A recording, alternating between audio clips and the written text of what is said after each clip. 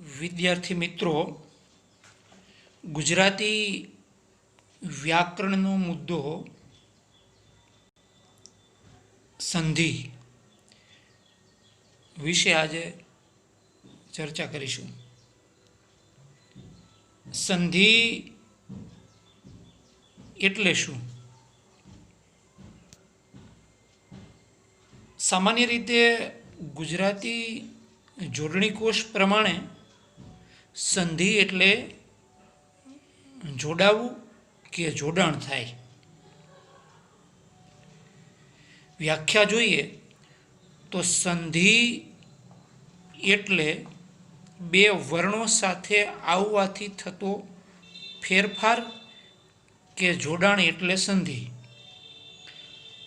ટૂંકમાં એમ કહી શકાય કે બે કે તેથી વધુ શબ્દો જ્યારે જોડાય ત્યારે પ્રથમ શબ્દનો અંતિમ વર્ણ એટલે કે અક્ષર અને બીજા શબ્દના પ્રથમ અક્ષર એટલે કે વર્ણ સાથે જોડાતા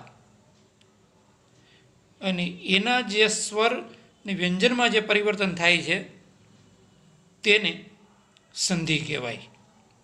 એટલે ટૂંકમાં આપણે એટલું જ યાદ રાખવાનું છે કે બે વર્ણો ભેગા થાય જે શબ્દમાં અને ફેરફાર થાય, છૂટા પડે અથવા તો જોડાય, અને ખાસ જોડાવાની પ્રક્રિયાને સંધિ કહેવાય. એટલે ફરી પાછું એની વ્યાખ્યા કે સંધિ એટલે બે વર્ણો સાથે આવવાથી થતો ફેરફાર કે જોડાણ. ગુજરાતી વ્યાકરણમાં સંધિના સામાન્ય રીતે ત્રણ પ્રકારો જાણીતા છે. તો સંધિના આ ત્રણ પ્રકારો કયા કયા? તો કે પહેલો પ્રકાર છે સ્વર સંધિ, બીજો પ્રકાર છે વ્યંજન સંધિ અને ત્રીજો જે પ્રકાર છે એ વિસર્ગ સંધિ.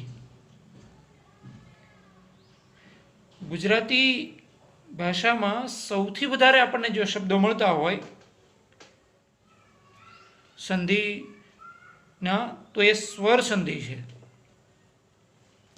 આ ત્રણ પ્રકારો સામાન્ય રીતે ગુજરાતી વ્યાકરણમાં આપણે શીખવાના રહ્યા. હવે આપણે સ્વર સંધિની વ્યાખ્યા જોઈએ. સ્વર સંધિ એટલે શું? તો સૌથી પહેલા આપણે જોયું કે ભાઈ બે શબ્દોનું જોડાણ એટલે સંધિ. હવે એનો પ્રકાર પહેલો કે સ્વર સંધિ એટલે શું, તો એની વ્યાખ્યા જોઈએ આપણે કે જે વર્ણમાં બે સ્વરો જોડાતા જે સંધિ બને તેને સ્વર સંધિ કહેવાય. આ પ્રકારમાં સ્વરનું મહત્વ છે. બે સ્વરો એ જોડાય છે. તો કેવી રીતે જોડાય છે? તો કે અ વત્તા અ બરાબર આ. તો જે આ થયો એ સ્વર સંધિ કહેવાય. સ્વર સંધિના સામાન્ય રીતે બે પ્રકારો વ્યાકરણ શાસ્ત્રમાં જોવા મળે છે. એક સજાતીય સ્વર સંધિ અને વિજાતીય સ્વર સંધિ. તો સજાતી જે સ્વર સંધિ છે એની વ્યાખ્યા જોઈએ તો બે સજાતી સ્વરો દ્વારા એટલે કે એ સ્વરો જોડાતા એ બંનેને સ્થાને દીર્ઘ સ્વર થાય છે તેને સજાતી સ્વર સંધિ કહેવાય.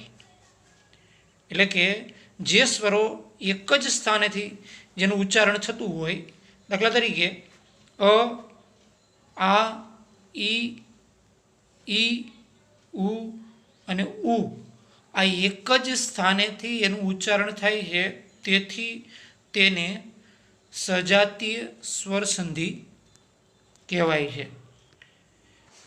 બીજો જે પ્રકાર છે એ વિજાતીય સ્વર સંધિ છે. તો વિજાતીય સ્વર સંધિ એટલે શું? તો કે જે સ્વરો ભિન્ન ભિન્ન સ્થાને એટલે કે જુદા જુદા સ્થાનેથી ઉચ્ચારાય તેવા સ્વરોની સંધિને વિજાતીય સ્વર સંધિ કહેવાય. દાખલા તરીકે અ વત્તા ઈ બરાબર એ, આ વત્તા ઈ એટલે એ. આ પ્રકારના જે સ્વરો છે એને વિજાતીય સ્વર સંધિ કહેવાય. હવે એક અગત્યના કોષ્ટકના આધારે આપણે એના ઉદાહરણોની સમગ્ર સ્વર સંધિ કોને કહેવાય એની ચર્ચા કરીએ. હવે આપણે સ્વર સંધિના કેટલાક ઉદાહરણો જોઈએ કે જેમાં સજાતીય અને વિજાતીય પણ સ્વર સંધિ એવું આપણે સામાન્ય રીતે રાખીએ છીએ. તો અ વત્તા અ બરાબર આ થાય. એનું ઉદાહરણ સૂર્ય વત્તા અસ્ત એટલે સૂર્યાસ્ત. બીજું ઉદાહરણ અ વત્તા આ બરાબર આ. એનું ઉદાહરણ વાત વત્તા આવરણ એટલે કે વાતાવરણ. આ વત્તા અ બરાબર આ. ભાષા વત્તા અંતર ભાષાંતર. આગળનું ઉદાહરણ આ વત્તા આ બરાબર આ. વિદ્યા વત્તા આલય વિદ્યાલય. તો આવા ઘણા બધા ઉદાહરણો આપણને સ્વર સંધિના જોવા મળે છે. હવે આપણે ઈને ધ્યાનમાં રાખી અને જે સ્વર સંધિ થયેલી છે એના ચારેક ઉદાહરણો જોઈએ. તો ઈ વત્તા ઈ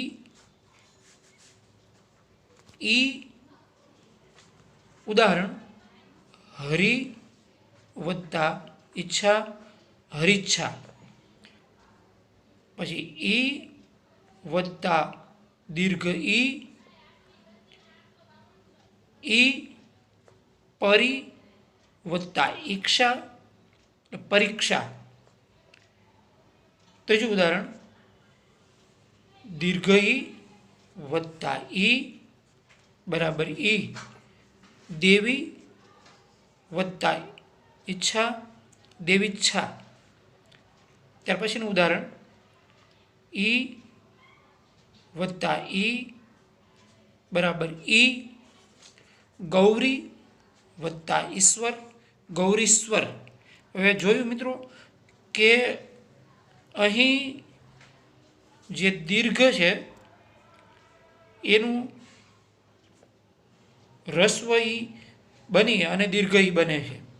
તમે જોયું કે પેલું ઉદાહરણ હરિ જે રી છે હરિમાં એ રસ્વ છે, પણ જ્યારે બે શબ્દો જોડાય છે હરિ અને ઈચ્છા ત્યારે હરિચ્છા ત્યારે રી છે એ દીર્ઘ થઈ જાય છે. એ જ રીતે પરીક્ષામાં બન્યું છે, એ જ રીતે દેવીશ્રામાં બન્યું છે, અને એ જ રીતે ગૌરીશ્વરમાં બન્યું છે. એટલે એક ખાસ નોંધજો કે રસ્વનું દીર્ઘ શબ્દ જ્યારે જોડાય છે ત્યારે રસ્વનું દીર્ઘ થઈ જાય છે. એ ખાસ નોંધજો. ત્યાર પછીનું કોષ્ટક જોઈએ. ઉ વત્તા ઉ દીર્ઘ ઉ. ગુરુ વત્તા ઉપસદન ગુરુપસદન. બીજું ઉદાહરણ રસ્વ ઉ વત્તા દીર્ઘ ઉ એટલે કે દીર્ઘ ઉ સિંધુ ધુરસ્વ વત્તા ઉર્મી સિંધુર્મી. દીર્ઘ ઉ વત્તા ઉ દીર્ઘ ઉ વધુ એમાં ધુ જે છે એ દીર્ઘ ઉલ્લાસ એટલે વધુલ્લાસ. ચોથું ઉદાહરણ, દીર્ઘ ઉ વત્તા દીર્ઘ ઉ બરાબર દીર્ઘ ઉ, વધુર્મી તો વધુર્મી. તો મિત્રો અહીંયા જોયું કે જે દીર્ઘનું દીર્ઘ ખાસ કરીને રહે છે એક વધુલ્લાસ અને વધુર્મી, એ બંનેમાં એટલે કે પહેલો શબ્દ જે છે વધુ શબ્દ અને ઉલ્લાસ એટલે દીર્ઘ ઉ અને રસ્વ ઉ એ બંનેનો દીર્ઘ જ રહે છે. એ જ રીતે દીર્ઘ ઉ વત્તા દીર્ઘ ઉ બરાબર દીર્ઘ ઉ બને છે વધુર્મી.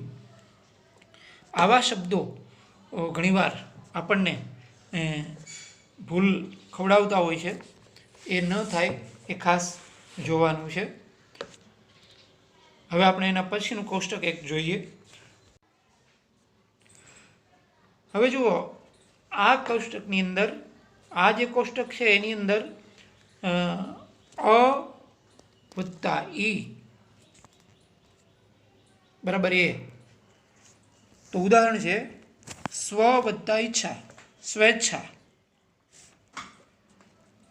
ત્યાર પછીનું ઉદાહરણ છે અ વત્તા ઈ એટલે એ, ગણ વત્તા ઈશ તો કે ગણેશ. ત્યાર પછી આ વત્તા ઈ એટલે એ, યથા વત્તા ઈષ્ટ એટલે કે યથેષ્ટ. આ વત્તા ઈ બરાબર એ, તો મહા વત્તા ઈશ તો કે મહેશ. ત્યાર પછીનું ઉદાહરણ છે અ વત્તા ઉ ઓ, વન વત્તા ઉત્સવ તો કે વનોત્સવ. પછીનું ઉદાહરણ છે અ વત્તા ઉ એટલે કે ઓ તો કે નવ વત્તા ઉઢા, નવોઢા. ત્યાર પછીનું ઉદાહરણ જુઓ આ વત્તા ઉ એટલે કે ઓ, મહા વત્તા ઉદધી, ઉદધી મહોદધી. ત્યાર પછી આ વત્તા દીર્ઘ ઉ તો કે ઓ, ગંગા વત્તા ઉર્મી, ગંગોર્મી. ત્યાર પછી અ વત્તા રૂ અર, સપ્ત વત્તા ઋષિ, સપ્તર્ષિ. આ વત્તા રૂ અર, મહા વત્તા ઋષિ, મહર્ષિ. તો આવા જે અઘરા શબ્દો સ્વર સંધિમાં ખાસ આવે છે એ ખાસ મિત્ર જોજો કે અહીં જે અર છે, ધારો કે સપ્તર્ષિની સંધિ છે તો સપ્ત વત્તા ઋષિ, તો એનું તમે જોયું કે સપ્ત અ અને ઋષિ એ બંને ભેગા થાય છે. ઋ શબ્દ આપણને ન દેખાતો હોય, ઘણીવાર છૂટો પાડો છો ત્યારે એ ઋષિ શબ્દ દેખાય છે. એ જ રીતે ગંગા ઉર્મી એટલે ગંગા વત્તા ઉર્મી તો કે ગંગોર્મી એટલે કે આ વત્તા ઉ થાય છે. આવા કેટલાક શબ્દો છે એ જો ધ્યાનમાં આવી જાય. આપણે ઉદાહરણ તરીકેના આ શબ્દોની ચર્ચા કરી જેથી કરી અને સ્વર સંધિની જે ભૂલ ન થાય એના માટેનું ખાસ આપણે ધ્યાનમાં રાખવું જોઈએ. આ શબ્દો બરાબર તમારી પાકી નોટ અને વારંવાર વાંચો જેથી તમને ખબર પડે. આવા કેટલાક શબ્દો સ્વર સંધિના કાવ્ય અને પાઠમાંથી આવતા શબ્દોની નામાવલી પણ કરી શકો જેથી કરી અને મહાવરો થતાં સંધિ જોડો અને છોડોમાં ભૂલ ન થાય. ત્યાર પછીનું કૌશલ, ત્યાર પછી આપણે જોયું કે ય છે તો એમાં યમાં ઇતિ વત્તા આદિ તો કે ઇત્યાદિ એમાં ઈ રસ્વ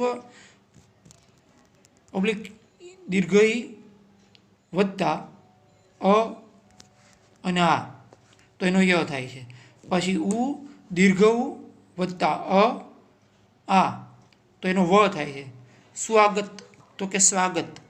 એ જ રીતે રૂ વત્તા ઓબ્લિક આ એટલે ર થાય છે ખોડો. પિતૃ વત્તા આજ્ઞા તો કે પિત્રાજ્ઞા. તો આવા શબ્દો છે એ ખાસ જોવાના છે આપણે, કે જેથી કરીને આપણી ભૂલ ન થાય. વિદ્યાર્થી મિત્રો, છેલ્લું બહુ અગત્યનું, અને આવા શબ્દો જે છે ને એમાં ઘણીવાર ભૂલ થતી હોય સંધિ જોડવામાં અને છોડવામાં. તો એમાં જો આપણે ઊંધેથી જોઈએ તો નયન શબ્દ છે તો કે ને વત્તા અન અય અને એ વત્તા અ. તો નયન સંધિ માટે જુઓ તમે, એ વત્તા અ નો અય થયો, અને ઉદાહરણ તો કે ને વત્તા અન નયન. અને એ જ રીતે બીજું ઉદાહરણ જોઈએ, અય વત્તા અ તો કે આય, ગઈ વત્તા અક ગાયક. ને એ જ રીતે ત્રીજું ઉદાહરણ છે ઓ વત્તા અ તો કે ઔ, પો વત્તા અન બરાબર પવન. ચોથું ઉદાહરણ છે ઔ વત્તા અ એટલે આવ, પો વત્તા અક એટલે પાવક.